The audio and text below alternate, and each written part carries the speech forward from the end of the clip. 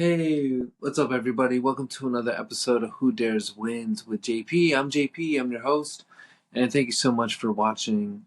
Please be sure to subscribe, to follow, to add me to, whatever, on all the social platforms. But definitely be sure to subscribe, ring the bell, so that you can be updated on all my future videos. So, moving ahead, about a week ago, I did a video talking about JD Vance and his book called Hillbilly Elegy. Well, what was interesting for me to find out was that a few days later, I realized that Hillbilly Elegy was actually a movie on Netflix. And get this, it was from 2020. So this movie was 4 years ago. So 4 years ago. So the book was written in 2016, and then the movie was made in 2020. And I think by 2018, he probably was seeing his sights on being a senator. If I'm getting, you know, if I'm getting it right, if I'm getting it correct. Um, but I thought that was really interesting because as I thought about it, as I thought about it more and more, I was just thinking about how seeing the film reminded me of things that I had forgotten reading the memoir. Um, Now, at the same time, this video is not like a pro Trump Vance video. This is not like a pro Kamala Harris and whoever she chooses to be her vice president. This is simply me responding to now seeing the film and having read the book, and writing on it back then in 2016, reflecting on it now in 2024. And as I watched that movie, I could not help but feel like it's so important. It's so important for us to remember where we come from, um, regardless of where JD Vance is now, as I'm getting caught up with where he's at now. But just looking at the film and reading the book, it's really important that we understand where we come from, where we come from. And as I watched that film, I was reminded that in some of my life, in some of my beginnings, and in some of my journey, I've been really poor, totally devoid of knowledge, of understanding that I had access to that I had access to resources. Things that JD Vance actually became aware of as a student, as a soldier in the Marines. And when after the Marines, he was able to go to Ohio State through the GI Bill. I didn't get a GI Bill. Luckily for me, I was able to get deep discounts from being a New York State resident, but it still cost money. But I was able to go to school. Now, I'm not in a law school. I didn't go to Yale. I didn't go to Ohio State. I actually I was in the CUNY system. I started at BMCC, as they say, or if you don't know, BMCC has a sign and it says start here and go anywhere. Well, I started at BMCC to get my associate's degree so that I could be a human service worker, sort of like a counselor. And from that experience, I got put onto or introduced to sociology. And as I studied and learned more about sociology, I started to flirt with the idea that I wanted to be a sociologist. And so upon my graduating from BMCC, Borough Manhattan Community College, I went to Hunter College, CUNY Hunter College, and I mostly wanted to go to Hunter College because they had one of the most prestigious social work schools in the country, especially as a CUNY school, not a private school in a sense, or Ivy League school, but as a state school, a city university of New York. It was very, very competitive, and I didn't get accepted into the social work school as things transpired and happened. But I started out at Hunter focusing on sociology and minoring in African American Latino studies.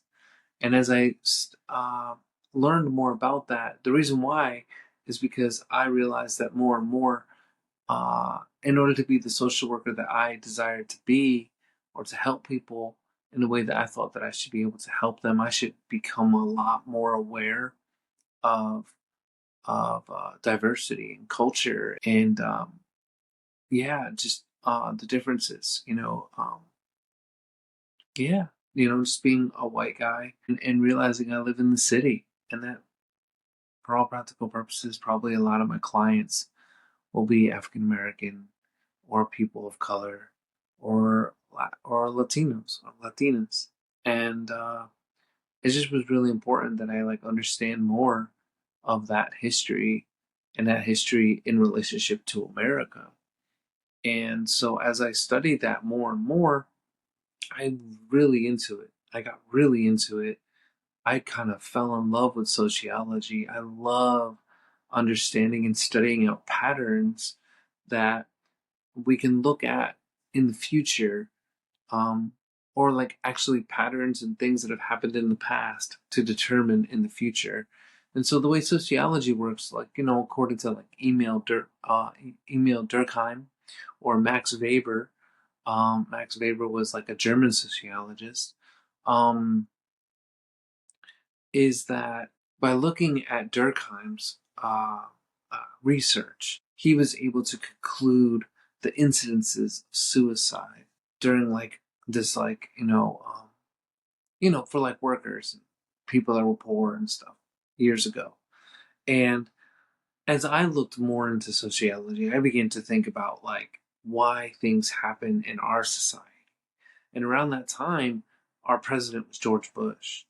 And so at that time, I was thinking like, wow, George Bush is like God's guy, right? Because I had just became a Christian. I became a Christian in 1998, and Bush was elected in the year 2000. And so during that time that he was elected, there was all this madness with possibly the election being stolen or shenanigans happening. And it was just really, really crazy because it was like, wait, Al Gore has the popular vote, but Bush wins. Why? Al Gore has the popular vote. But it's not really about the popular vote, I learned, because it's more about the Electoral College. And so if you get a certain amount of votes in the Electoral College per state, you win. You win the presidency. And so at that time period, I was thinking, on one hand, I was thinking, oh my goodness, they just stole this from Al Gore. They want to put this guy, George Bush, in there. And like, I already knew about his father because his father was president when I was in high school, George Herbert Walker Bush, who is actually a former CIA like top dog. Um, so that was really interesting. And then before he was president, he was actually the vice president of Ronald Reagan. So it's just like Reaganomics, just like the whole way. And so it was really, really interesting, and I was just really having conflicts with it. And so as I learned more about it and studied it more, I realized like that. Oh man, it's just like I just learned more and more that like so I'm thinking Al Gore won, right?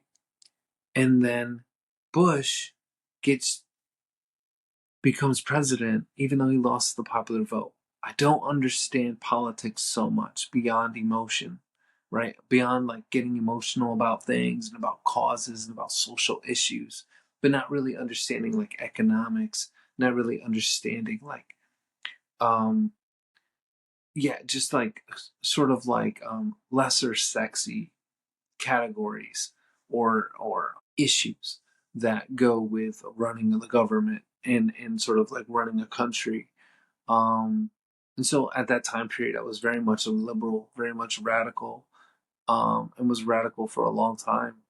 And I just super was totally thinking like emotional, thinking like social responsibility, social issues. And so my thing was just like Al Gore is like this environmentalist, and Bush is the C student. How did he win? And then I forgot about it. Then I forgot about it. 2000, forgot about it. 2001 comes, 9/11 happens.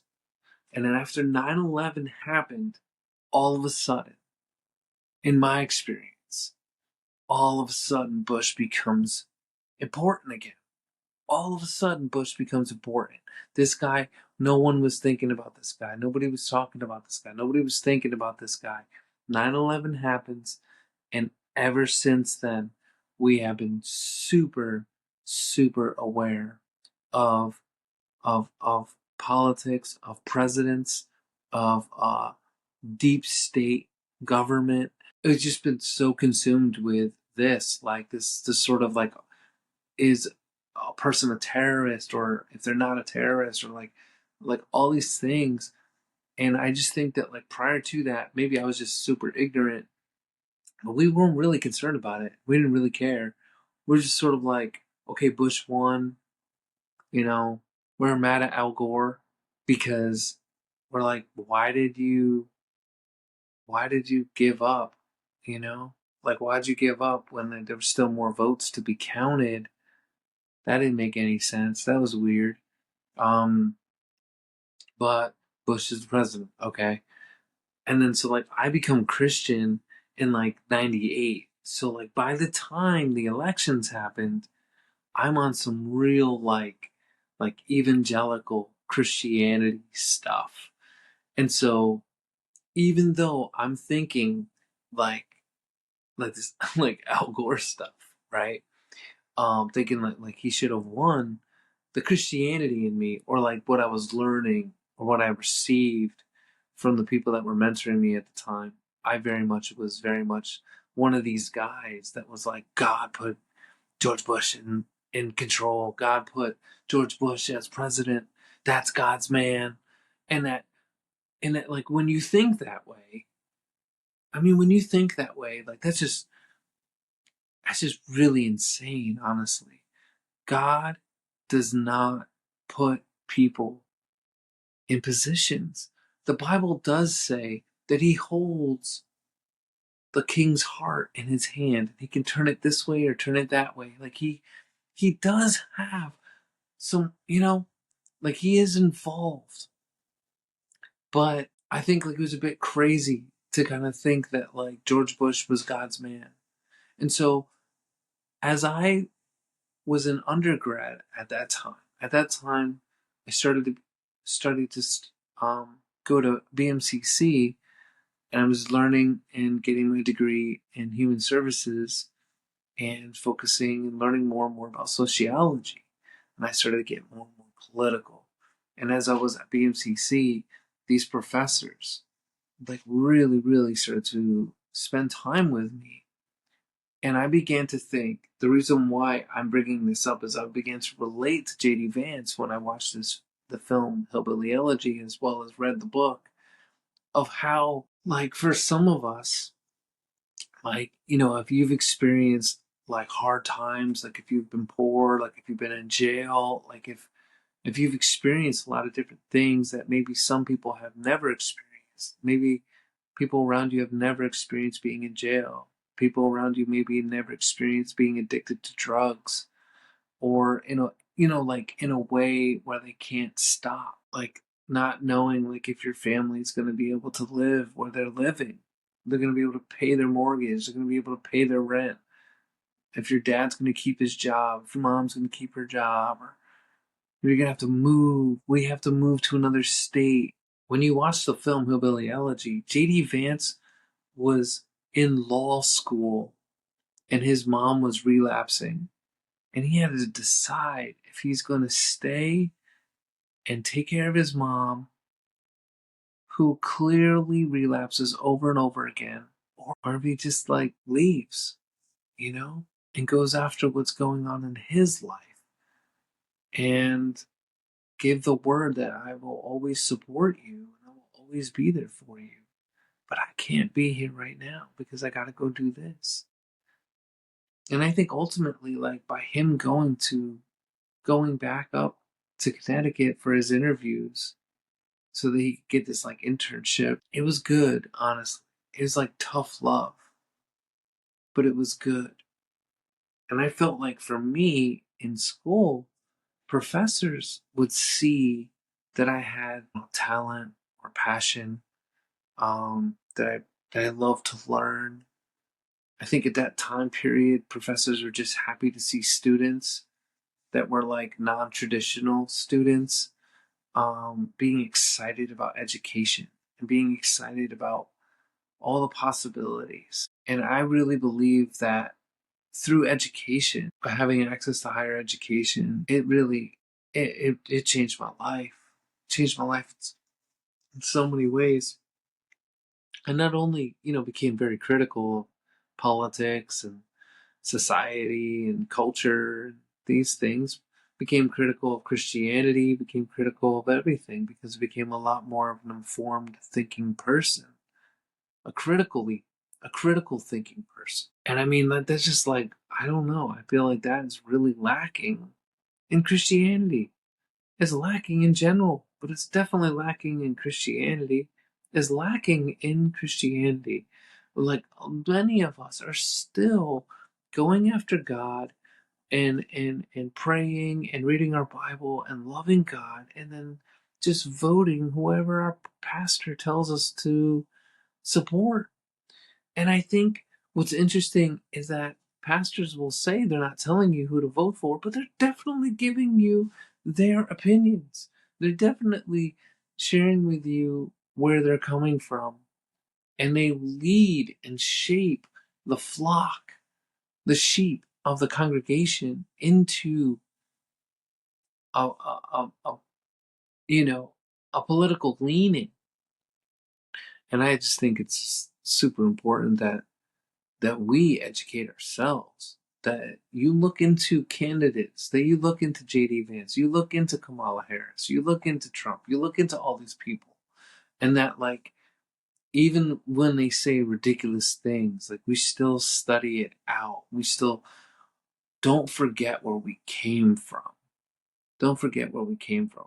Obviously don't be naive, but what I learned was that how I relate in a lot of ways was just like having that access to education changed everything. I didn't serve in the military. I didn't, do these things. For all practical purposes, I had help. I had help. When I first moved to this city, I was in a shelter. And while I was in a shelter, I became aware that there were grants, there were availabilities, there were scholarships, there were things that I could apply to because of my situation. I could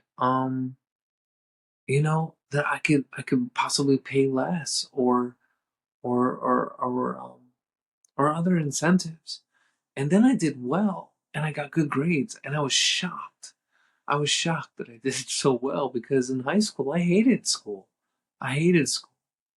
I hated it, you know? But I don't know how it happened, but I just started to learn. I just started to care about it and wanted to learn. And in a lot of ways, it's because of my beliefs in God. The Bible says to do all as unto the Lord. And so what that means is like, it's like if you're going to do something and you're a believer, like everything you do is actually for God. So whether you're a lawyer, you protect the law, or you defend the law, or you prosecute, or you defend, you know, with the Lord in a way as your supervisor, I guess. If you do other things, if you make coffee, you make coffee as unto the Lord. You do it excellent. If you're a janitor, you you clean as unto the Lord. You do it excellent. Um, with the different jobs I've had and different places I've had, some of the things that helped me so much because I would be so sometimes I would just be so like thinking I'm above my position, I'm above where I'm at. And it would really humble me to look at the Word of God, to read the Bible, and just be like, do all as unto the Lord.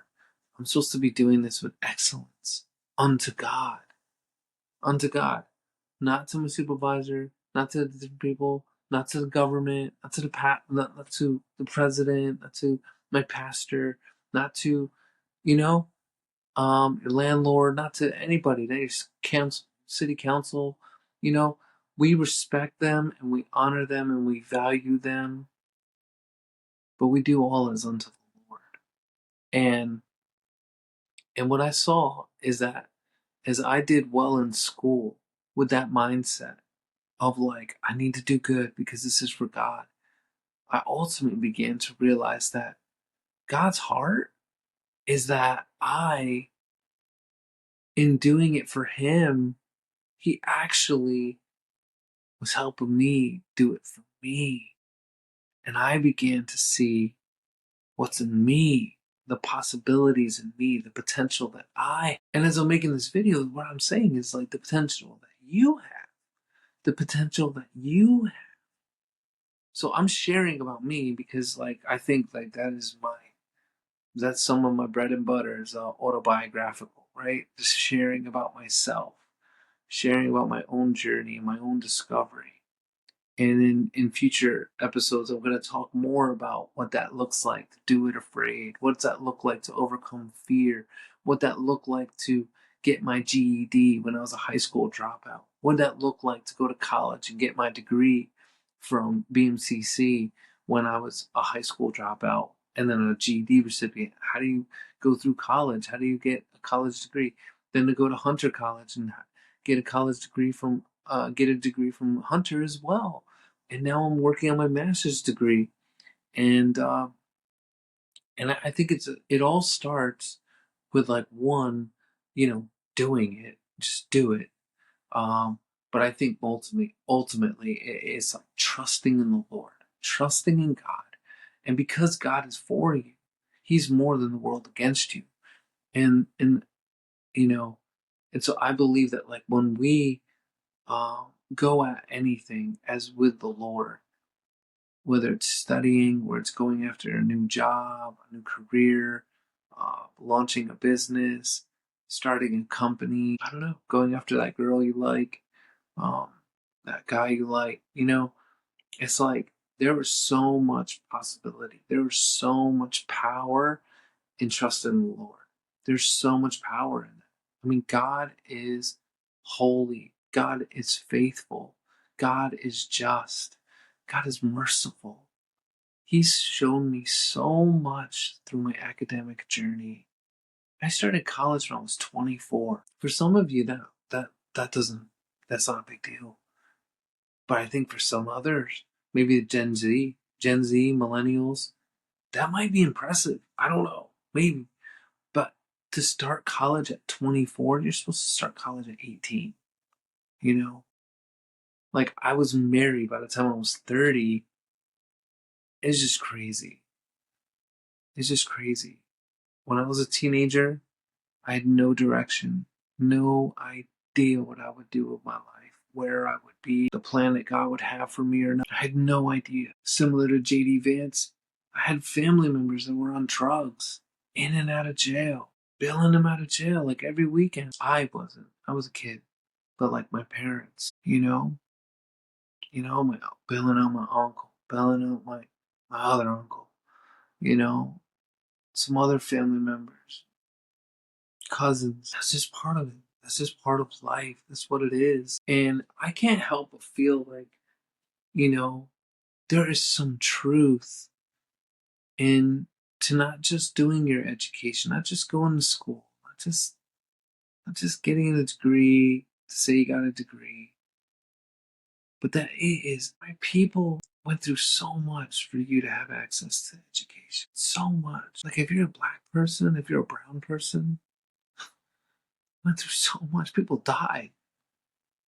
I would say even for my folks, with white people, like It wasn't always available to poor people. It wasn't always available to regular people, regular kids. Like, you had to come from means, you know? And I just like when I saw that film, it reminded me of the book. You know, I just talked about it like a week ago. But it just helped me see that with everything that you're going to have in life, with every opportunity you're going to have in life, you're always going to have to make a decision. I made a decision that every week you will have new content from me. And I was feeling tough, but I made a decision and I had some encouragement. No matter what, put out that content. No matter what, do what you need to do. No matter what, do it afraid. Do it tired. Do it hungry. Do it thirsty. No matter what, do it. No matter what. No matter what. Some people will say, oh, you know, I don't see God moving here. Or, I don't see God. God's not really talking to me. I don't see God showing up. My advice, do it anyway. If you have an idea of what God is saying to you prior to Him being silent, do it anyway. The Bible says that Abraham was mad old, right? But he believed God. He believed God that he would be a father to many nations. And so God counted it to Abraham as righteous. Soren Kierkegaard, the founder of Christian existentialism, says that Abraham was like basically the father of faith. Or not the father, like the forefather of faith. Something like that. That like he was like the only man who ever actually had faith. You know? It's just crazy. It's just really crazy. So I mean, this is something that I wanted to say. That I wrote down. I wrote down some notes. Um, that had me thinking about about in preparation to this episode. Right. So I wanted to say this. Right. Okay. So I relate to JD Vance in the non-traditional education sense. Right. Like, you know, he had a non-traditional education background. I had a non-traditional education background. He was able to go to school because he served in the military. Thank you for your service. I was able to go to school due to humble circumstances. I was homeless. I didn't have anywhere to go, and I was able to take advantage of the opportunities that New York State provides, especially New York City. I can understand this flip flopping or progressively changing, right? A lot of people are saying that JD Vance is, you know, was one way, you know, like he was like kind of like an never Trump guy, and now he's the vice president, like nominee on the Trump ticket. Um, but I can understand that because in my academic journey and in my life, like I would learn things, and then once I learned that new information, I would be like, oh, I can't continue having the same conclusion that I had in the past because now I have this new information, and this new information changes the outcome. It changes how I feel about things. It changes how I'm invested in the situation.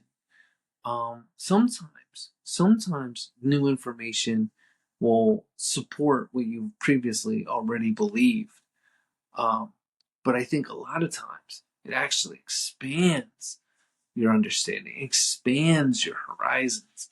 And so I would say, in some ways, I could be seen as a flip flopper because I used to think that Bush was president because God wanted him there.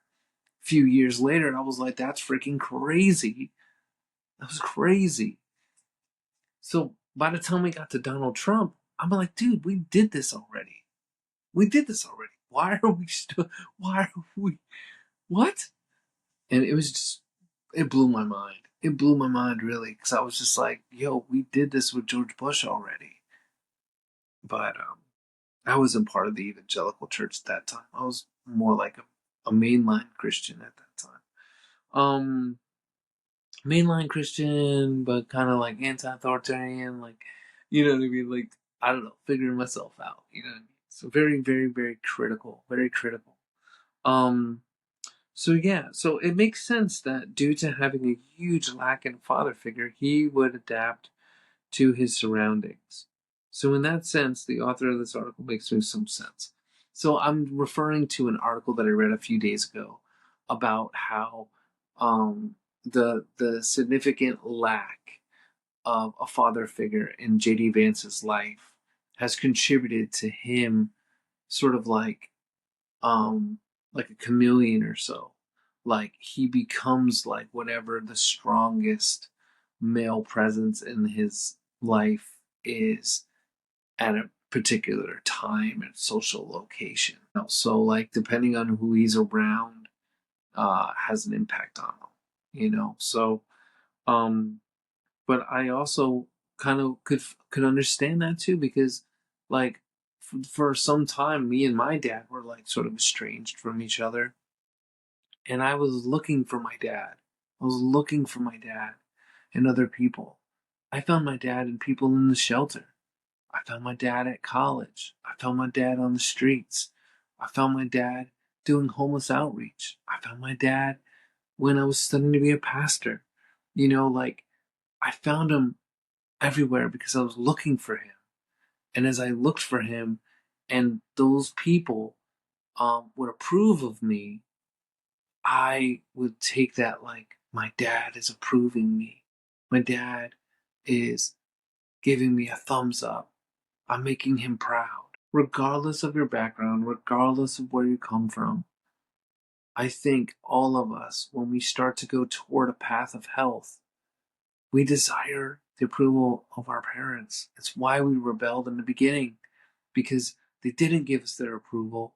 So we were like, we're going to go our own way, to realize that after going our own way, we still want their approval. And so we're just never satisfied. Um, and I think he goes on even more in this article, but I say more. I think we should take time to see or understand or even reflect on how the Republicans use this against John Kerry. So you probably don't know who John Kerry is at all, but John Kerry was George Bush's opponent. After Bush won the first time, he was reelected the second time.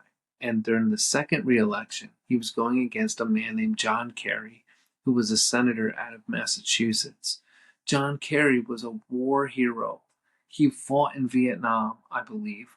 And one of the things that made him most famous, especially when he ran for president, was that in coming home from Vietnam, he threw away his medals. He threw his medals away, and he became a very avid, I think that's the right word, like anti-war politician. Um, so and he's done cool things, like he was a big supporter of Invisible Children, where there was a situation in like a country in Africa where kids were being kidnapped and turned into soldiers, and the campaign was called Invisible Children. And then the whole campaign was just sort of like, to bring awareness that like these soldiers are actually children. These soldiers are actually kids, and like we need to go save them. We need to go rescue them. We need to see them. And so John Kerry was a big part of that. But John Kerry was running for president in like 2004, I think. And let me see. Yeah, 2004. And and so at that time period, George Bush was saying that like John Kerry was a flip-flopper, because one minute he's like a war hero and all this, and then the next minute he's like throwing his medals away, and so you can't really trust him because he's not stable. He's not like, you know, you can't like count on him for stability. And so, among other things, like even during the campaign, John Kerry would change his mind. And at that time period, this is what's really crazy, is I feel like nowadays we're a lot more open to people changing their minds. But back then, if a politician changed their mind, we would look at that as unstable, and that person was not fit to be president. At least that was what the narrative was in media. And George Bush jumped on it. And he was just sort of like, this guy doesn't love freedom. this guy will be a terrorist supporter. This guy will not defend America. You need a commander in chief that will defend you and protect you and never forget 9/11, And so ultimately, John Kerry loses because he's a flip flopper, because he's a guy who is open to new information like I was. And because of that new information, he might change his mind. So God forbid that you change your mind. God forbid that you open your mind. God forbid that you actually think for yourself. God forbid that you do some independent research yourself and learn that maybe things are not exactly the way you think they are. So, John Kerry was a decorated soldier and served in Vietnam. He famously discarded his medal after dissenting. George W. Bush, or W, at the time, used this change of heart and thought to pressure undecideds to lean toward Bush. So Bush would use this as a way to take undecided voters and bring them over to the right to vote for Bush. Or he would sort of just lean on that fear, lean on that you don't want to get hit, you don't want another 9/11, right? Obviously we don't want another 9/11, obviously. But for a while that was very, very, very much the pulse of America. To check the pulse of America was just do you feel safe? And if people felt safe, that guy was going to continue to win, or woman. But back then it was very much a guy.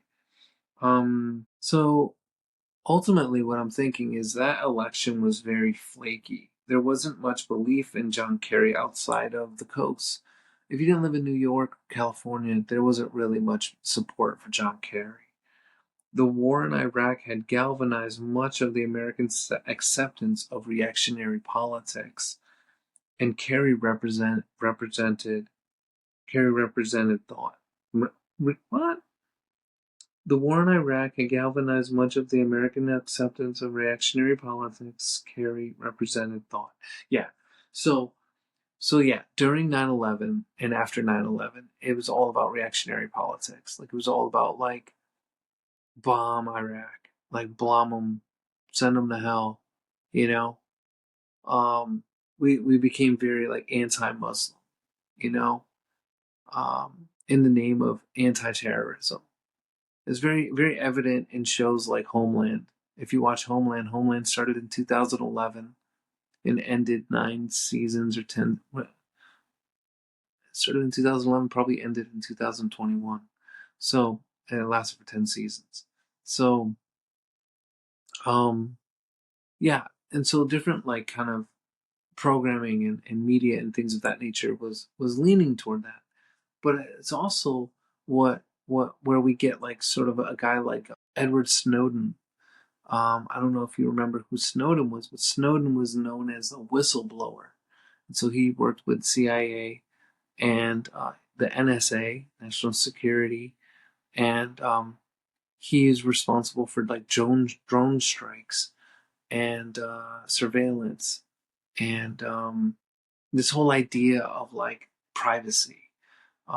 Back in the day, we used to have shirts that said "One Nation Under Surveillance," and then I had a shirt that said Snowden, and on the top it said "Hero." And I didn't understand it completely, but I recently saw the film Snowden, directed by Oliver Stone, and ultimately Snowden was just not in agreement that the government should have this much access to our lives. I would say ultimately, from that too, is more and more of what we would know as the deep state, the government underneath the government that is actually controlling everything and thinking about everything. And so when you watch that film, it's really, really telling. And then you put it together and you're like, oh snap, this is like Homeland. This is like the show Homeland. And Snowden represents the information needed in order to do drone strikes. And at the time, Obama, who would come after Bush, Obama was we are not, getting this information. We are not tapping into people. We are not invading privacy. And then they found out that they were. They found out that they were. And as more and more evidence came out, more and more information was released, they were guilty of all of this.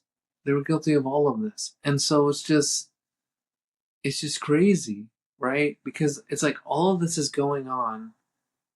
And then like as a believer, we're taught to like trust in Christ, trust in God, obey the word, obey our leaders. But our same leaders are giving us narratives and information that supports the people that are giving us disinformation. So it makes it very hard. It makes it very hard to go to church and to be a part of as a Christian, in the Christian, to be a part of the Christian community when you distrust like institutions. You distrust church, you distrust the government, you distrust your leaders, you know. Years later that would be called deconstruction, deconstructionism, where it's like you just take everything that you've been taught, everything that you've learned, and you break it all down, and then you build up something else that you do believe in, or that you do have faith in, or do hope in. I'm not a deconstructionist. I think that deconstruction is important, but I feel like ultimately, like you should rebuild your life, similar to what Lecrae would say on his podcast, The Deep End. Like you want to rebuild it with Christ at the head, rebuild it with Christ at the head, because we're all humans, we all fail. Like I'm gonna fail, and it's just like it's just really like how it was back then. It's just how it was back then. Yeah, there wasn't much belief in John Kerry outside of the coast, and the war in Iraq had galvanized much of the American acceptance of reactionary politics. If you were a sympathizer with Iraq or anything, or Islam or anything like that, if you watched The Reluctant Fundamentalist, in that movie, The Reluctant Fundamentalist, Riz Ahmed plays this character who, was an aspiring, I think, an aspiring American citizen who dissents. And then after 9/11, he's like a Muslim and he grows a beard and he gets accused of being a terrorist. And so over time, he becomes this person who, for all practical purposes, believes in fundamentalism, but isn't necessarily like a radical. But it's just like this whole conversation of like how he reluctantly becomes a fundamentalist because of the way brown people were treated post 9/11. And I have to say that as a person who lived here in New York at that time, moved here in 2002, would go to Ground Zero, brown folks were being treated like they're potential terrorists. Like every single one of them. Every single. Like I would go into pizza shops and I would go into other places and other restaurants and I would ask the workers and the owners how treatment has been for them. And they almost unanimously would say that yeah, they're treated like they're suspects, even though they're citizens and they own companies here and they love America. It was this crazy, scary time, and you had no idea. Once again, very similar to what you would watch in the show Homeland, where you have no idea who to trust because everyone either seems like they're working for the enemy or working with the good guys, but they're not really good guys. You know, it's just like hard to tell. Hard to tell. Um, it was just a really crazy thing, but like that's a good film to check out. A Reluctant Fundamentalist.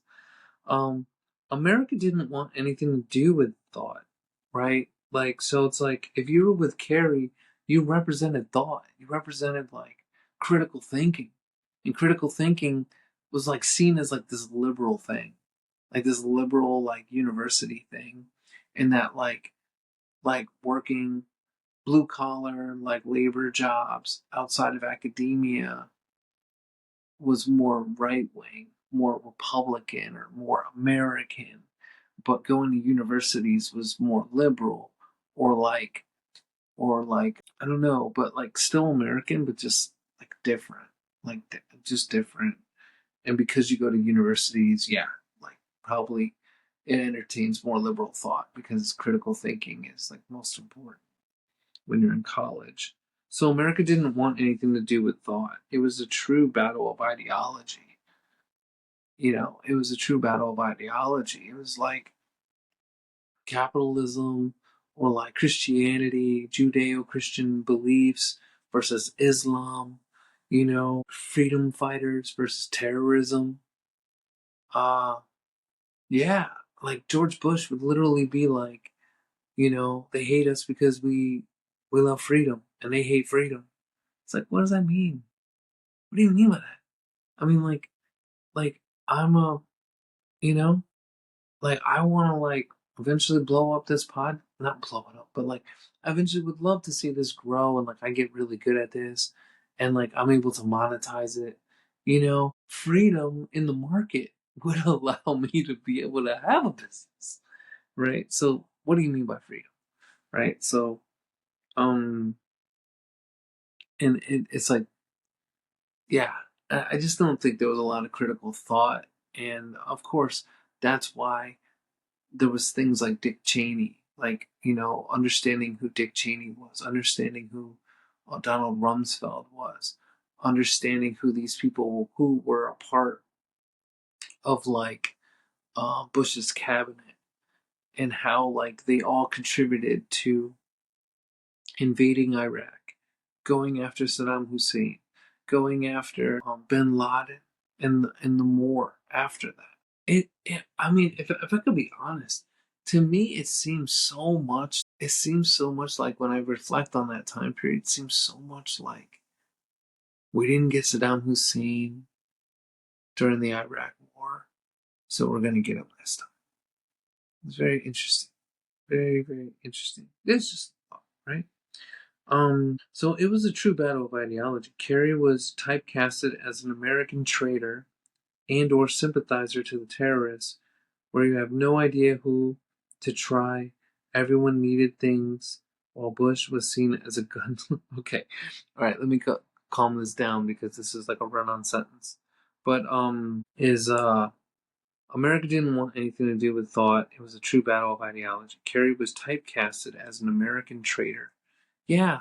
So because he threw away his medals and because he was speaking, he was speaking actually like to think about pre-war or like anti-war sentiments, like we need to get out of Iraq, we need to get out of Afghanistan, we need to not go to war, we need to think about other ways of diplomacy and dialogue. um that he was seen as a terrorist. Honestly, he was seen like a traitor, an American traitor, because he encouraged critical thought. And so typecast as an American traitor and or sympathizer to the terrorists. Where, yeah, so it's like because he was encouraging critical thought, it was seen as sympathy for terrorism. It's absolutely ridiculous. Um, and no idea who to try. Everyone needed things, while Bush was seen as a gunslinger who would make. Yeah, so it's like the reason why a lot of that worked was because, or that strategy worked, was because a lot of us were trying to pay our bills, trying to pay a mortgage. You know, in years to come, there would be a stock market crash, there would be a housing crisis. In the years to come, right? But it also it, it also spoke to people who were emotional about 9/11 and felt that the best way to respond was to show the strength of America. And so during that time period with George Bush, our military spending was through the roof, and I'm sure it was higher, much higher with Donald Trump as our president, but it was like through the roof, and and maybe Obama too. but like it was just through the roof. Like we were just spending so much money on military industrial complex, and budget was toward military, and very little was going to education. And now you see it today where like libraries are in jeopardy. It's just nuts. It's crazy. Um and so yeah, so ultimately they loved the gunslinger. Bush was seen as a gunslinger, and like I'll get back to more of like this politics stuff in the future. But I just kind of wanted to go a little bit deeper and more into why I appreciated JD Vance, appreciated his book Hillbilly Elegy and his movie Hillbilly Elegy. Amy Adams did a great job playing JD Vance's mom, and Glenn Close, amazing job as JD's mama or mama, mama, I think. His grandma, who basically raised him, took care of him, made sure that he got to college. Um, I think when you watch the film, if you haven't yet, you should. One of the thoughts that I have when you watch it is just to think this way: wow, this guy is the vice presidential nominee. Wow, he really came a long way. Whether you're on the right or the left, you just really gotta, yeah. I mean, that's what makes like America great. Is the opportunities. And when you watch the film, it's just like, wow, people go through so much and persevere through so much to become who they are. It's amazing. It's amazing. It's like a miracle. It's like really, it's like a miracle. Um, and I think also too, JD did it afraid. He's confident. He won over his wife, with his confidence and everything, being a former soldier. But like he really, I'm sure he was terrified, and he still did it. So thank you so much for watching the video. Please subscribe, and please, please, please do it afraid. Please do it afraid, and I'll see you next Monday. Thank you so much for watching. Peace.